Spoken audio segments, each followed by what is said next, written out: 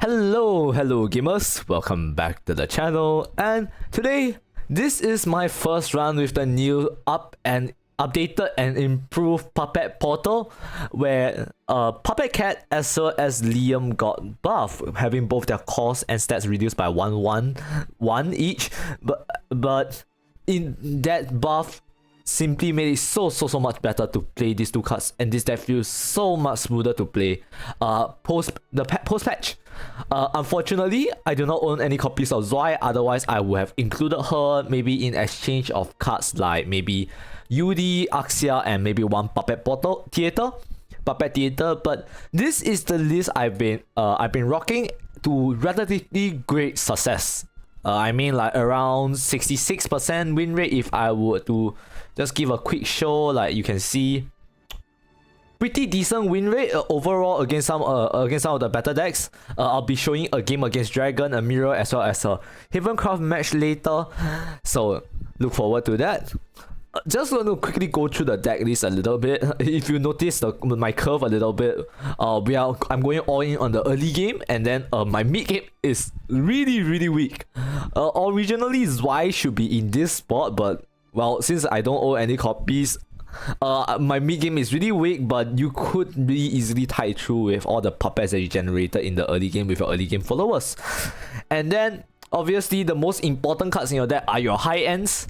Most importantly, Orchis and the new Liam.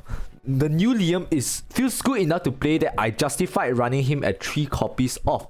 Like Orchis plus Liam plus a Puppet Cat is 20 damage. That's really strong, and if you add in another copy of Liam or Orchis, you usually do more damage than your opponent can heal. So that's why I put in so many copies of the high end. Odin is just an additional way of ending the game, and Gunalis is here because, well, once you hit turn 10, they're not dead. They usually should be within Gunalis range. So even then at the late game she's not useless. In the mid game you can use as removal, or even use it as emergency healing if you really desperately need to. Just remember to save at least 1 or 2 evolve points for your late game cards. And then obviously, what else? Not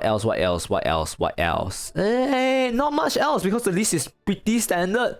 Although I will say Ruby is a very funny one, because most people run her as a way to get toss their high end cards to look for something to unbrick themselves, quote unquote, right? I run Ruby to look for the high end cards. I toss the low level, the cheap cards to look for the high end cards, because the high end cards are actually what you need to actually win the game, to close out games, in fact. So yes, that's it for the list. I'm not gonna tattle on too long about it, because you're here for the gameplay, and the gameplay you shall get. So here's the QR code. Deck list will also be in the description down below. If you're new to the channel, interested in Shadowverse content, do leave a like, leave a subscribe, and I'll catch you in the gameplay. So for our first game of the day, I'm up against Fanny Dragon. I think it's Fanny Dragon at the very least. Well, they did play Fanny in the game, I think. But yes, a very popular deck on the ladder right now. Simply because Liu Feng was also buffed, and Liu Feng was a RAM card. Although in my opinion, her buff was more quality of life rather than anything particularly powerful. It's not a power spike or anything. It's just a quality of life buff. But yes, here I tossed back Odin in search of, well, Liam or something, and I did find myself a Liam. Now we have a good Orchis into Liam turn that we could do on turn 8 to turn 9. Especially now we are going second, we have the extra 1 play point for a 12 burst. That is like really good. Also, Puppet Theater here generates the puppets we need to fuel Liam, which is what we actually is the most important one. We need at least 1 0 pay point to fuel Liam. Otherwise, it gets a little bit iffy. If you're doing 6 damage with him, is so much damage you're losing out on. So you really want to try to get at least 1 0 pay point to combo with on turn 9. But yes, obviously our early third game, once we already got our damage in, we couldn't do anything anymore. So now in the middle game, I fully pivot off. Here, if I had Zwei here, right, it would have been really good for me, but I don't, so you have to make do with what you can. Preserve your evolve point for your win conditions. Right now, I'm expecting Orchis plus double Liam, so 1 super evolve and 2 normal evolves to finish the game. Well, in this case, I decided to play Sylvia to clear this board, so it became one normal evolve and 2 super evolves to finish out the game. And I found another Orchis, which is really just a better Liam in in all forms and ways. But you know, stuff. But we don't have to worry about too much. The plans still haven't changed. It changed slightly. So instead of Orchis double Liam, it's now Orchis Liam Orchis, which is the order that I like to play this set of cards. Liam out on turn 9 is a lot stronger than Liam out on turn 10. And Orchis on turn 10 actually gives you more space room to play like enhanced puppets and stuff. Like Liam is such a more defensive play compared with Orchis. So playing him on turn 9 is just straight up better in most scenarios. You can see they have two super evil followers, but it is not a worry for our deck at all. Having Orchis here and a 0 play pump puppet is so just deals with this board so easily. 2 followers is not even a question. And you always use the 1 play point here to just tempo out Puppet Cat just for the extra burn, because this immediately puts them down into Liam range. Like nowadays, right, whenever you're up against Puppet Portal, always play around Liam range. You have to do it. If you don't play around this card, you will lose every time. Like this card is something you have to play around every single time going forward. So you can see they started healing. Good choice. If they were any lower health, right, they will probably lose. Misplayed a bit here. They should have run that card in. They could have gotten 1 extra health. We'll see if it matters. In my memory, it doesn't. But maybe it will. Who knows? To see them desperately looking for cards. And here they managed to find another Ocean Rider, healing up to, they could have been at 17, which would have been a lot better for them honestly, but it didn't matter too much. You can see, which is why I decided to go for a Liam here, because he's a more defensive play. You can use him to clear the board as well as to push a little bit of damage for your next Orchis. So in this scenario, this play wards against Genesis Dragon a little bit. Like I still lose to double Genesis because they have the crest for Gaomu. If they had double Genesis, I lose, but you can't really play around that. If they have it, they have it. But yeah.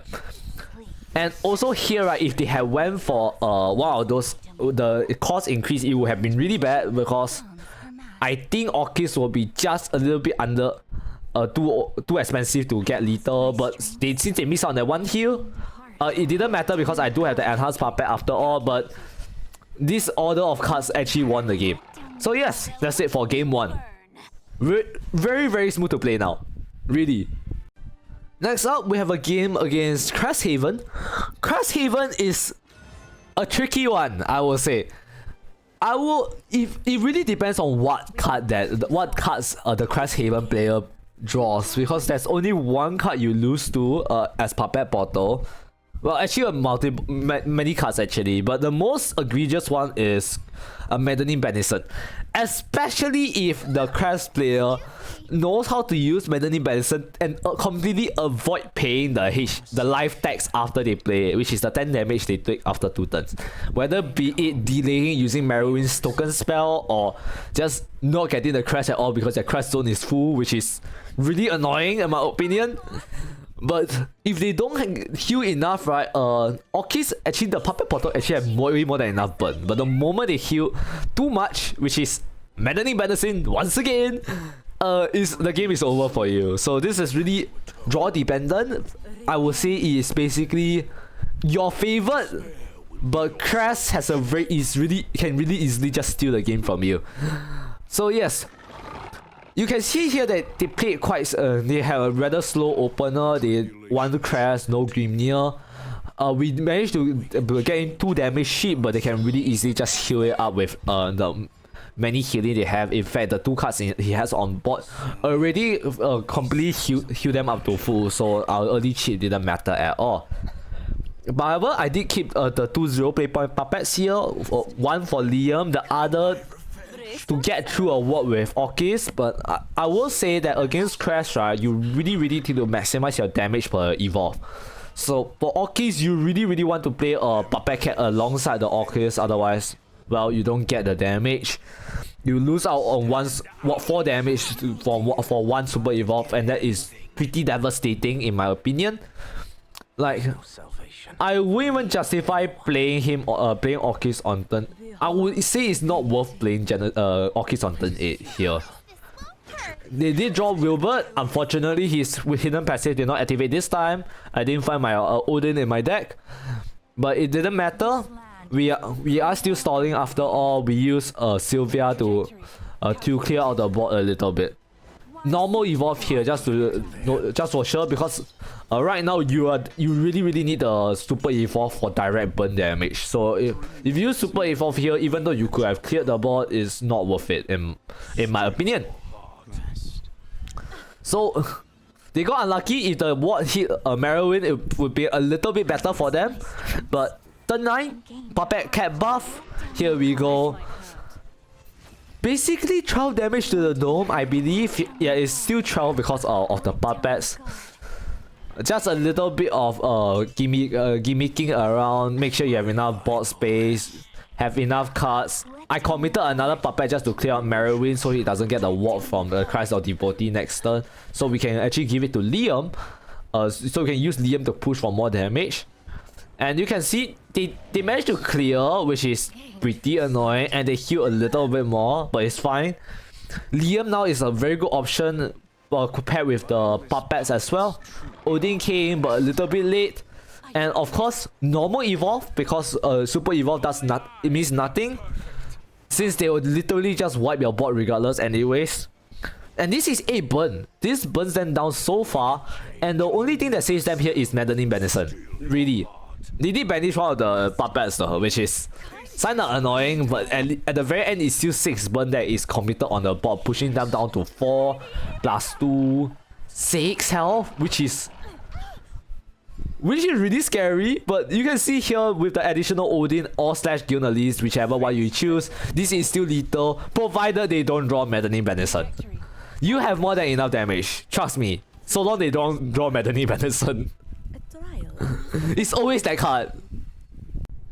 Last but not least, we have a mirror match. I think this hopefully is a mirror match. I don't know. I don't particularly know if going first or second is better for Portal. If I were to say, I say going first is more important, because you want to go Orchis into Liam into another card for maximum burn.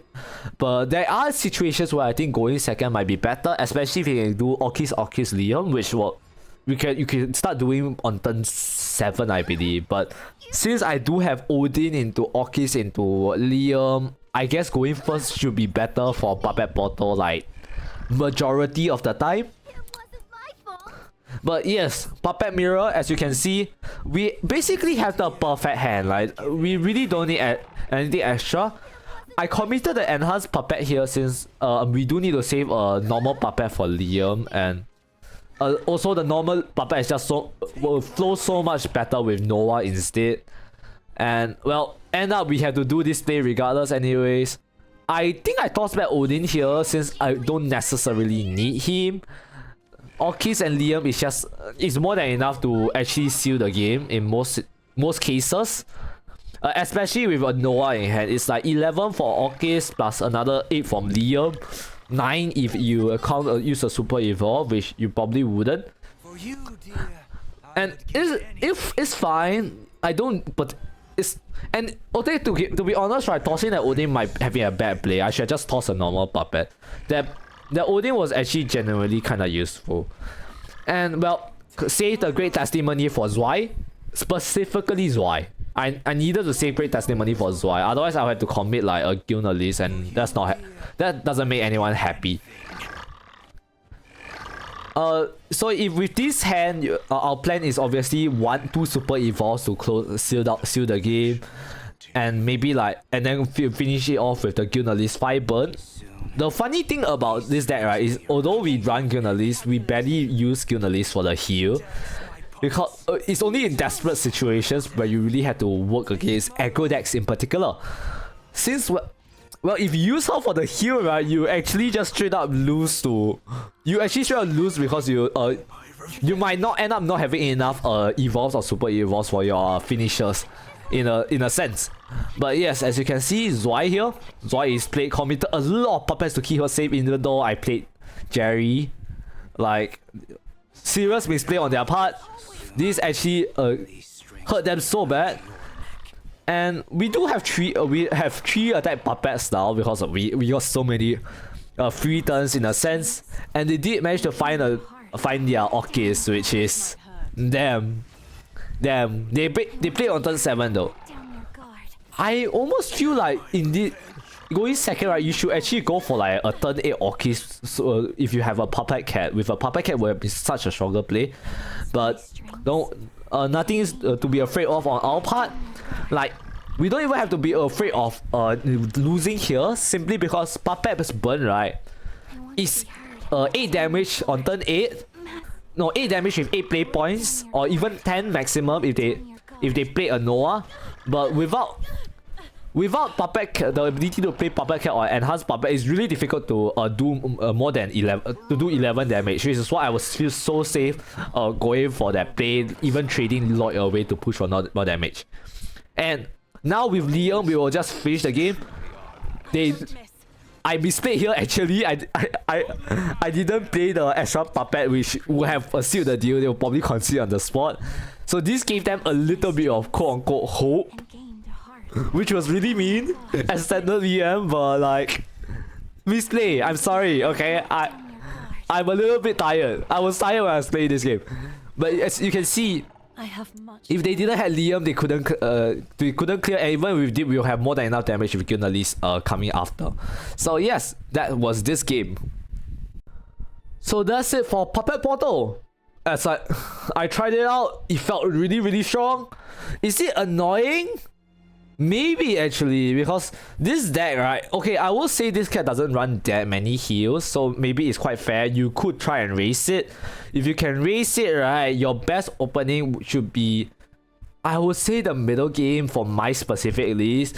Most leads will run Zwei, which will make your middle game a lot more awkward, so you might have to force into an end game type scenario, which would be pretty bad for you since, well, Orchid. But if you can force Orchids to trade in the end game, right, you might be a good spot against Puppet Portal. Like, if you have too little threats, like maybe like only one or two followers, right, going into like turn 8, you're giving them way too much value, in which case you can just train with Orchis and go face with the rest of the puppets. You really want to, against this deck, you really want to make sure their enhanced puppets are made used to trade instead of actually going face. Like this one's the one that gets stormed. You really want them to trade instead as a bot clear, because once they do that, right, they will really easily run out of steam once they use up all their evolve points.